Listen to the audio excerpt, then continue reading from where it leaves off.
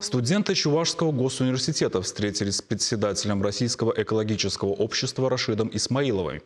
Повесткой дня стала реализация национального проекта «Экология», и главным обсуждением выбрали проект «Эко-молодежка». Будущие экологи, педагоги, представители Минприроды Чувашии, регионального отделения Российского экологического и Русского географического обществ активно обсуждали, какой вклад каждый из них может внести в развитие экологии уже сегодня.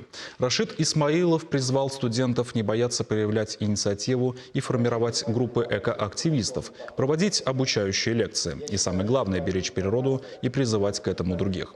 Экология должна быть в приоритете государственной политики. Кроме того, председатель Российского экологического общества рассказал о новой платформе «Эко-молодежка РФ». В Республике Чувашия в следующем году будет год экологической культуры и ответственного природопользования. Я поддержал главу республики в этом, и мы выступили партнером, таким интеллектуальным партнером проведения этого года. Крутая, важная история, она привлекает внимание, во-первых, к проблематике природоохранной всей деятельности, но и дает возможность показать все достижения в республике в этой сфере.